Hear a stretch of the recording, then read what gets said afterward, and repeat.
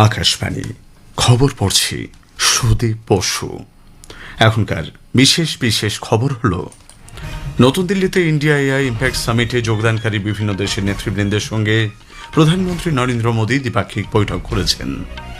Electronics ও তথ্য প্রযুক্তি মন্ত্রী অশ্বিনী বৈষ্ণব উন্নত ভারত গঠনের পথে কৃত্রিম বুদ্ধিমত্তা বা এআইকে অন্যতম মূল স্তম্ভ বলে উল্লেখ করেছেন। কেন্দ্রীয় স্বরাষ্ট্রমন্ত্রী তথা বর্ষিয়ান বিজেপি নেতা অমিত শাহ বলেছেন, বৈরাগ্য মানে সবকিছু ত্যাগ নয়, বরং জীবনের অর্থকে খুঁজে পাওয়া। নির্বাচন কমিশন আজ 10টি রাজ্যের রাজ্যসভার 37টি আসনের জন্য ভোট গ্রহণের দিনক্ষণ ঘোষণা করেছে। জেনেভায় ইউক্রেন ও রাশিয়ার মধ্যে শান্তি আলোচনা মাত্র 2 ঘন্টার মধ্যে ভেস্তে গেছে। টি-20 বিশ্বকাপ ক্রিকেটে ভারত আজ নেদারল্যান্ডসের মুখোমুখি হয়েছে। দক্ষিণ আফ্রিকা 6 উইকেটে আরব আমিরশাহীকে এবং পাকিস্তান 102 রানে নামিবিয়াকে হারিয়ে দিয়েছে। আসছে বিস্তারিত খবরে। নতুন দিল্লিতে ইন্ডিয়া এআই ইম্প্যাক্ট সামিট 2026-এর ফাঁকে প্রধানমন্ত্রী নরেন্দ্র মোদী আজ একাধিক দ্বিপাক্ষিক বৈঠক করেছেন। সকালে হায়দ্রাবাদ হাউসে স্পেনের রাষ্ট্রপতি পেদ্রো সানচেজের সঙ্গে বৈঠকে দুই নেতা বাণিজ্য, অর্থনীতি, ডিজিটাল উদ্ভাবন, স্বাস্থ্য, জলবায়ু উদ্যোগ এবং শিক্ষা নিয়ে আলোচনা করেন। প্রধানমন্ত্রী মোদী ভারত ইউ সম্পর্ককে সমর্থনের জন্য স্পেনের প্রশংসা করেন।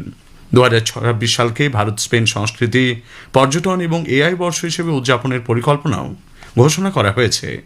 ফিনল্যান্ডের প্রধানমন্ত্রী অ্যান্টি পেত্তরি ওরপোর সঙ্গে বৈঠকে সুস্থায়ী উন্নয়ন, ডিজিটালাইজেশন, এআই গবেষণা এবং নৈতিক উদ্ভাবন নিয়ে আলোচনা হয়। দুই নেতা দায়িত্বশীল ও বুদ্ধিমত্তা নির্ভর এআই অগ্রগতির প্রতিশ্রুতি পুনর্ব্যক্ত করেছেন। তারা 6G, পরিচ্ছন্ন জ্বালানি, বায়োফুয়েল এবং সার্কুলার ইকোনমি নিয়ে সহযোগিতা বৃদ্ধির ব্যাপারে আলোচনা করেন। সার্বিয়ার রাষ্ট্রপতি আলেকজান্ডার ভুচিকের সঙ্গে বৈঠকে বাণিজ্য, বিনিয়োগ, এআই, ফিনটেক, শিক্ষা, কৃষি ও পর্যটন সহযোগিতা নিয়ে আলোচনা হয়। ক্রোয়েশিয়ার প্রধানমন্ত্রী অ্যান্দেজ প্লেনকোভিচের সঙ্গে বৈঠকে তিনি মানুষের সঙ্গে মানুষের যোগাযোগ নিয়েও আলোচনা করেন। এস্তোনিয়ার রাষ্ট্রপতি আলার কারিসের সঙ্গে বৈঠকে ডিজিটাল প্রযুক্তি সম্পর্কে জোরদার করার ব্যাপারে আলোচনা হয়। তারা ইউর সঙ্গে মুক্ত বাণিজ্য চুক্তির দ্রুত বাস্তবায়নের গুরুত্ব তুলে ধরেছেন। কাজাখস্তানের প্রধানমন্ত্রী ওলঝাস বেকতানভের সঙ্গে বৈঠকে কৌশলগত অংশীদারিত্ব, বাণিজ্য, প্রতিরক্ষা, জ্বালানি এবং উদীয়মান প্রযুক্তি নিয়ে আলোচনা হয়েছে। ভুটানের প্রধানমন্ত্রী শেরিং টোবগের সঙ্গে বৈঠকে জ্বালানি সংযোগ, উন্নয়ন, অংশীদারিত্ব এবং এআই সহযোগিতা নিয়ে আলোচনা হয়। দুই নেতা ভারত ভুটান সম্পর্ককে আরও দৃঢ় করার প্রতিশ্রুতি দেন। এর আগে সকালে প্রধানমন্ত্রী মোদী গুগল সিইও সুন্দর পিচাইয়ের সঙ্গে সাক্ষাৎ করেন। ইলেকট্রনিক্স ও তথ্য প্রযুক্তি মন্ত্রী অশ্বিনী বৈষ্ণব আজ ভারতের ম্যানুফ্যাকচারিং ইঞ্জিনিয়ারিং প্রযুক্তিতে কৃত্রিম বুদ্ধিমত্তার অগ্রাধিকারের দিকটি তুলে ধরেছেন। নতুন দিল্লিতে অনুষ্ঠিত ইন্ডিয়া ইম্প্যাক্ট সামিট 2026-এ শিল্প নেতৃবৃন্দ, আন্তর্জাতিক শিক্ষাবিদ, নীতি নির্ধারক এবং প্রযুক্তি বিশেষজ্ঞদের সঙ্গে বৈঠকে তিনি বলেন, উন্নত ভারত গঠনের পথে কৃত্রিম বুদ্ধিমত্তা অন্যতম মূল স্তম্ভ। Our Honorable Prime Minister Shri Narendra Modi ji for giving us this vision of involving the youth in the responsible and ethical use of AI.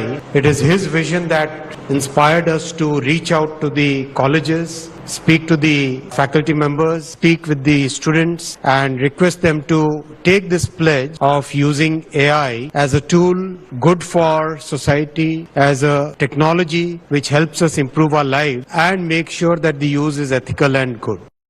Shri Vaishnaw আজ AI for manufacturing engineering technology AI MET শীর্ষক একটি নথি প্রকাশ করেছেন। এতে উৎপাদন এবং সংশ্লিষ্ট value চেইনে AI সংযুক্ত করার কৌশলগত দিশানির্দেশ তুলে ধরা হয়েছে। এস্তোনিয়ার রাষ্ট্রপতি আলার কারিস বলেছেন, কৃত্রিম বুদ্ধিমত্তাকে দায়িত্বশীলতার সঙ্গে পরিচালনার জন্য সঠিক শিক্ষা অত্যন্ত গুরুত্বপূর্ণ। আজ নতুন দিল্লিতে ইন্ডিয়া এআই ইম্প্যাক্ট সামিটে অংশ নিয়ে তিনি বলেন, গণতন্ত্রের মূল কথাই হল তথ্য এবং প্রযুক্তি বিষয়ে নাগরিক সচেতনতা। আগামী 5 বছরে $15 বিলিয়ন বিনিয়োগের অংশ হিসেবে ভারতকে মার্কিন যুক্তরাষ্ট্রের সঙ্গে নতুন সাবমেরিন কেবল দ্বারা সংযুক্ত করা হবে বলে গুগল ঘোষণা করেছে। আজ ইন্ডিয়া এআই ইম্প্যাক্ট সামিট 2026 এক বিবৃতিতে গুগলের তরফে জানানো হয়েছে, আমেরিকা ইন্ডিয়া কানেক্ট নামে সহযোগিতামূলক উদ্যোগের মাধ্যমে বিশাখাপত্তনমে একটি নতুন আন্তর্জাতিক সাবসি গেটওয়ে স্থাপন করা হবে। গুগলের মুখ্য কার্যনির্বাহী আধিকারিক সুন্দর পিচাই বলেছেন, ভারত আগামী দিনে এআই ক্ষেত্রে অসাধারণ অগ্রগতি করবে। Today we are excited to announce a partnership between Google DeepMind and the Indian government as part of the Global National Partnerships Program. This will broaden access to frontier AI capabilities for national priorities. Demis will share more later on. We're also partnering with Atal Tinkering Labs to bring Gen AI assistance to over 10,000 Indian schools and 11 million students with a focus on robotics and coding in the classroom. Google has a full stack commitment to India, and I've never been more excited about the future we are building together. NBI global সার্ভিসের অধিকর্তা মেহফুজ আহমেদ সিদ্দিকী নতুন দিল্লিতে India AI impact summit 2026 আয়োজনের জন্য প্রধানমন্ত্রী নরেন্দ্র মোদী এবং তথ্য প্রযুক্তি মন্ত্রী অশ্বিনী বৈষ্ণবকে ধন্যবাদ জানিয়েছেন। I would like to thank the Honorable Prime Minister of India, Shri Narendra Modi ji, and the Honorable IT Ministers who have organized such a wonderful AI Impact Summit in Delhi, which is first of its kind in India. And I'm sure that this is going to give a boost to the artificial intelligence startup companies, individuals who are seeking to grow their businesses in the AI industries. ফরাসি রাষ্ট্রপতি Emmanuel Macron এবং স্বাস্থ্য ও পরিবার কল্যাণ মন্ত্রী জগৎ প্রকাশ নাড্ডা আজ নতুন দিল্লির এমসে বিশ্ব স্বাস্থ্য এআই সংক্রান্ত ভারত ফ্রান্স ক্যাম্পাসের সূচনা করেন। বিশ্ব স্বাস্থ্যে কৃত্রিম বুদ্ধিমত্তায় দুদেশের সহযোগিতা জোরদার করার লক্ষ্যে এটি একটি গুরুত্বপূর্ণ উদ্যোগ। কর্ণাটকের কংগ্রেস নেতৃত্বাধীন সরকার জলের দামে সরকারি সম্পত্তি বিক্রি করে কংগ্রেস ভবন তৈরির টাকা তুলছে বলে বিজেপি অভিযোগ করেছে। আজ নতুন দিল্লিতে সাংবাদিকদের কাছে দলের মুখপাত্র গৌরব ভাটিয়া বলেন, রাজ্যে প্রতিটি ক্ষেত্রে দুর্নীতি চলছে। कांग्रेस पार्टी और नकली गांधी परिवार का जो स्नेह और प्यार सरकारी जमीन से है वो इतना बढ़ गया है, करीब 2 दर्जन 24 ऐसी सरकारी जमीनें थी जहां पे कर्नाटका की जनता के लिए सिविक एमिनिटीज आनी थी। जब अखबार में ये आया, ये 2 दर्जन 24 ऐसी सिविक एमिनिटीज हैं जो कि जनता के हित के लिए अब इस्तेमाल नहीं होंगी, ये इस्तेमाल हो रही हैं कांग्रेस के भवन बनाने के लिए। খবর শুনছেন আকাশবাণী থেকে। কেন্দ্রীয় স্বরাষ্ট্রমন্ত্রী তথা বর্ষিয়ান বিজেপি নেতা অমিত শাহ স্ত্রীল ভক্তি সিদ্ধান্ত সরস্বতী ঠাকুরের 152তম জন্মবার্ষিকী উপলক্ষে আজ নদিয়ার মায়াপুরে ইস্কন মন্দির দর্শন করেন। সেখানকার ভক্তদের কাছে তাঁর মনের ভাব ব্যক্ত করেছেন। শ্রী শাহ বলেন, মায়াপুরে তিনি দেশের স্বরাষ্ট্রমন্ত্রী হিসেবে নয়, শ্রী চৈতন্যের একজন ভক্ত হিসেবে এসেছেন। তিনি জানান, মায়াপুরে আসার আগে প্রধানমন্ত্রীর সঙ্গে কথা বলেন এবং প্রধানমন্ত্রী সব ভক্তদের শুভেচ্ছা জানিয়েছেন। শ্রী চৈতন্য মহাপ্রভু ভক্তি আন্দোলনের যে সূচনা করেছিলেন তাকে এগিয়ে নিয়ে গেছেন প্রভুপাদ শ্রীল ভক্তি সিদ্ধান্ত সরস্বতী ঠাকুর।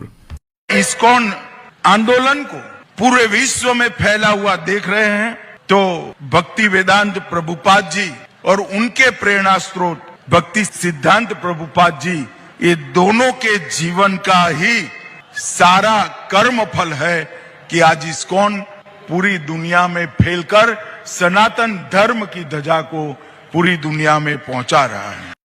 তিনি মতুয়া সম্প্রদায়ের 2 গুরু হরিচাঁদ ঠাকুর এবং গুরুচাঁদ ঠাকুরের প্রসঙ্গ উল্লেখ করে বলেন, তাঁরাও গোটা বিশ্বে ভক্তি আন্দোলনকে ছড়িয়ে দিয়েছেন। নির্বাচন কমিশন আজ 10 রাজ্যে রাজ্যসভা 37টি আসনের জন্য ভোট গ্রহণের সূচি ঘোষণা করেছে। আগামী 26শে ফেব্রুয়ারি এই নির্বাচনের জন্য আনুষ্ঠানিক বিজ্ঞপ্তি জারি করা হবে। মনোনয়নপত্র পেশ করা হবে 5ই মার্চ পর্যন্ত। 6ই মার্চ জমা পড়া মনোনয়নপত্রগুলি পরীক্ষা করে দেখা হবে। নাম প্রত্যাহারের শেষ দিন 9ই মার্চ। 16ই মার্চ ভোট নেওয়া হবে। নির্বাচন কমিশন সূত্রে জানা গেছে, সকাল 9টা থেকে বিকেল 4টে পর্যন্ত ভোট গ্রহণ চলবে। ওই দিনই বিকেল 5টা থেকে ভোট গণনার কাজ শুরু হবে। জেনেভায় ইউক্রেন এবং রাশিয়ার শান্তি আলোচনা আজ মাত্র 2 ঘন্টার মধ্যেই ভেস্তে গেছে। ইউক্রেনের রাষ্ট্রপতি ভলোদিমির জেলেনস্কি এই আলোচনা চালানোকে কঠিন বলে উল্লেখ করে রাশিয়াকে দায়ী করেছেন। জেলেনস্কি বলেন, রাশিয়া চায় না 4 বছরের লড়াই শেষ হোক। টি-20 বিশ্বকাপ ক্রিকেটে ভারত আজ গ্রুপ পর্বের শেষ ম্যাচে নেদারল্যান্ডসের মুখোমুখি হয়েছে। আহমেদাবাদের নরেন্দ্র মোদী ক্রিকেট স্টেডিয়ামে টসে জিতে ভারত প্রথমে ব্যাট করছে। শেষ পাওয়া খবরে ভারত 4 ওভারে 1 উইকেটে 35 রান করেছে। আজ অন্য ম্যাচে নতুন দিল্লির অরুণ জেটলি স্টেডিয়ামে দক্ষিণ আফ্রিকা 6 উইকেটে সংযুক্ত আরব আমিরশাহীকে হারিয়ে দিয়েছে। অন্যদিকে কলম্বোতে গ্রুপ পর্বের ম্যাচে পাকিস্তান নামিবিয়াকে 102 রানে পরাজিত করেছে। শেষ করার আগে খবরের বিশেষ কিছু অংশ আরও একবার। নতুন দিল্লিতে ইন্ডিয়া এআই ইম্প্যাক্ট সামিটে যোগদানকারী বিভিন্ন দেশের নেতৃবৃন্দের সঙ্গে প্রধানমন্ত্রী নরেন্দ্র মোদী দ্বিপাক্ষিক বৈঠক করেছেন। নির্বাচন কমিশন আজ 10 রাজ্যে রাজ্যসভার 37টি আসনের জন্য ভোট গ্রহণের সূচি ঘোষণা করেছে। খবর শেষ হলো।